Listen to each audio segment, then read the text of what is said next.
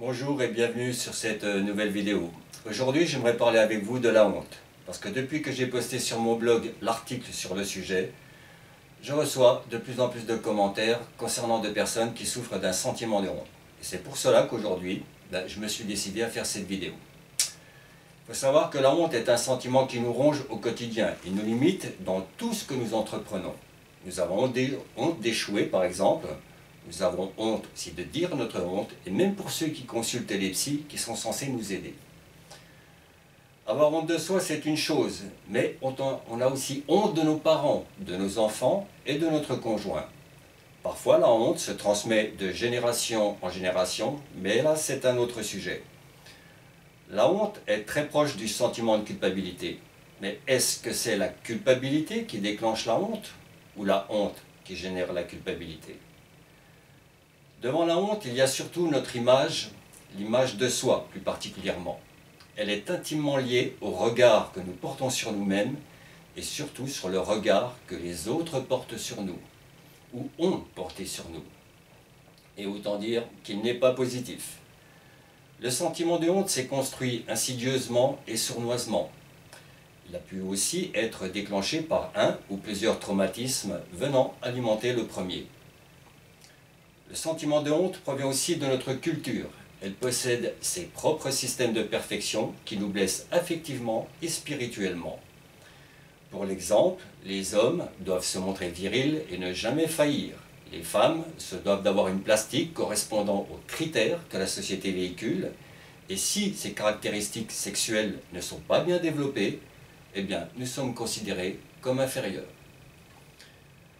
Quant aux enfants qui présentent des différences physiques notables, trop gros, trop laids, pour eux, l'école était un vrai cauchemar au quotidien. Pour l'exemple, et non des moindres, j'ai des patients atteints de phobie, et tenez-vous bien, leurs phobies ont débuté à cause de moqueries incessantes sur leur acné et autres différences physiques. Ceux qui sont trop maigres, qui n'ont rien d'athlétique, en prennent aussi pour leur grade, aux réactions ou durant les journées sportives. Les enfants se rendent très vite compte aussi des différences culturelles et économiques entre eux et leurs amis. Et si cela ne suffisait pas, nos parents nous sermonnent sur nos incapacités. Les enfants s'entendent dire régulièrement « T'es nul, j'ai honte de toi » ou « Tu devras avoir honte de toi » et j'en passe. Presque chacun d'entre vous a connu ce type de sermon avec le sentiment d'être diminué, d'être taré et jamais à la hauteur. Ce sentiment de honte se nourrit tellement de lui-même qu'il devient parfois une honte toxique. Une honte toxique qui se révèle encore pire que la culpabilité. Quand on éprouve de la culpabilité, c'est que l'on a fait quelque chose de mal. Et nous, il est possible d'agir, de faire quelque chose pour réparer sa faute.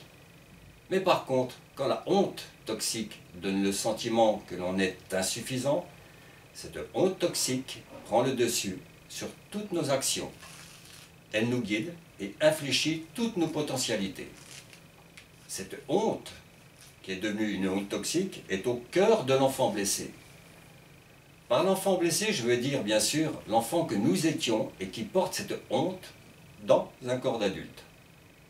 C'est l'adulte qui va créer des stratégies pour éviter d'être confronté au regard des autres. Par exemple, quand on a honte de ne pas réussir à faire quelque chose, ou être la personne qui est censée montrer le bon exemple, telle la bonne épouse, la bonne mère, le bon père, etc. On se trouve toujours des excuses. Malheureusement, les gens vont s'enfermer dans leur honte. Honte de ne pas faire face, honte de ne pas avouer sa honte.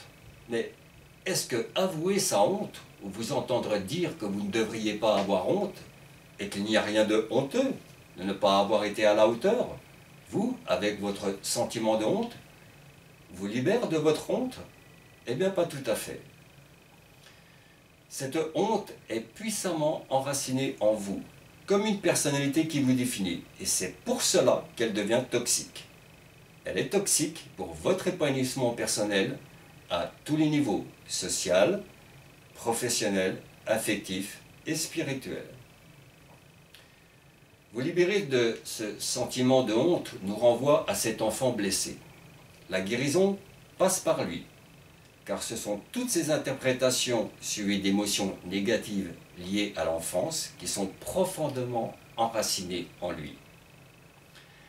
Comment l'enfant en vous, devenu adulte, peut-il s'aimer s'il a honte de ce qu'il est? Il doit avant tout s'accepter. L'acceptation de soi sera fondamentale.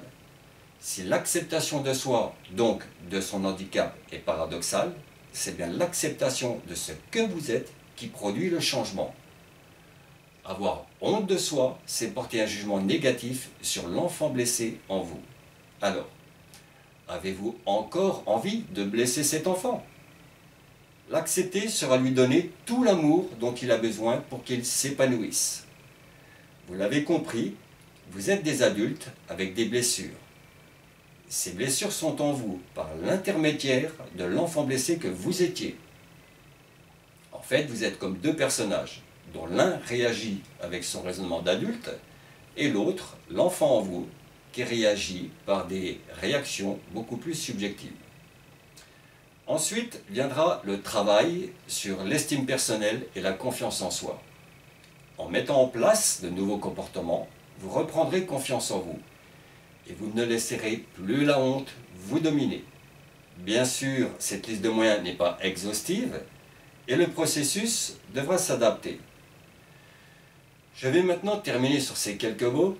Si vous ne désirez plus que la honte vous bloque et vous fasse souffrir, eh bien, je vous invite à vous rendre sur mon blog pour consulter les solutions que je préconise ou alors appelez-moi en direct et nous trouverons ensemble les solutions.